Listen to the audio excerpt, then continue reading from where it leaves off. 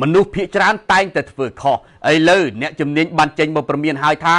បើមិនចង់ឲ្យរាងកាយឆាប់ចោះទ្រុឌទ្រោមក្រោយបរិភោគបាយរួចភ្លាមគួរតែជៀសវាងការធ្វើខុសទាំង8យ៉ាងនេះទី1សូមកុំទទួលទានទឹកឲ្យសោះពេលទទួលទានទឹកភ្លាមក្រោយបាយរួចនឹងធ្វើឲ្យថយចុះនៃកម្រិតបញ្ចេញអង់ស៊ីមនិងធ្វើឲ្យទឹករំលាយអាហាររបស់ក្រពះសាបដែលជាហេតុធ្វើឲ្យពិបាករំលាយអាហារនិងក្នុងករណីខ្លះអាចបណ្ដាលឲ្យហើមពោះទៀតផងហេតុដូច្នេះដើម្បីកុំឲ្យប៉ះពាល់ដល់ការរំលាយអាហារអ្នកជំនាញបានផ្ដល់ដំបូន្មានថាគួរតែញ៉ាំទឹកកន្លះម៉ោងមុនទទួលទានអាហារនិង1ម៉ោងមុនក្រោយទទួលទានអាហារទី2កុំបន្ធូរខ្សែក្រវ៉ាត់មនុស្សភាគច្រើនតែងតែបន្ធូរខ្សែក្រវ៉ាត់ពេលតឹងពោះក៏ប៉ុន្តែអ្នកជំនាញបានផ្ដាំឲ្យផ្ដាំទៀតថាឈប់ធ្វើបែបនេះតទៅទៀតទៅព្រោះការធ្វើយ៉ាងដូចនេះវារំខានដល់ការរំលាយអាហារនិងដំណើរការក្រពះទៅវិញទេទី3សូមកុំតម្រេកខ្លួនគេងឲ្យសោះព្រោះបើតាមអ្នកជំនាញវាគឺជាទម្លាប់ដ៏គ្រោះថ្នាក់ដោយសារតែបើគេងភ្លាមក្រោយបាយរួច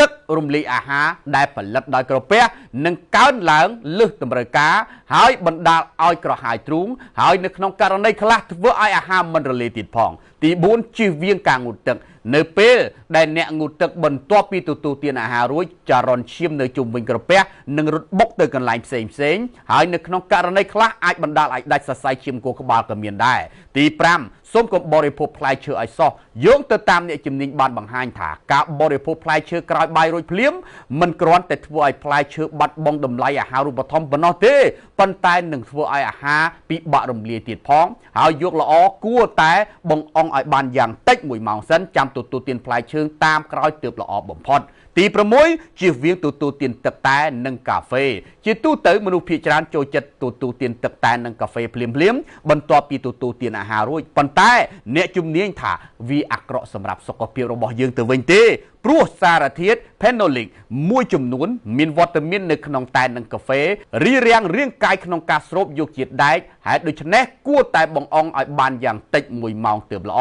ទី7ជៀសវាងការធ្វើលំហាត់ប្រាណការធ្វើលំហាត់ប្រាណបន្ទាប់ពីទទួលទានអាហារភ្លាមរួចនោះអាចរំខានដល់ដំណើរការរំលាយអាហារអាចធ្វើឲ្យក្អួតនិងហើមពោះជាដើមទី8សូមកុំជក់បារីឲ្យសោះបារីតាមពិតមិនល្អស្រាប់ទៅហើយសម្រាប់សុខភាពប៉ុន្តែបើទទួលទានក្រោយបរិភោគបាយរួចភ្លាមនោះកម្រិតគ្រោះថ្នាក់នឹងកើនឡើងរហូតទៅដល់ជាង10 ដងឯណោះ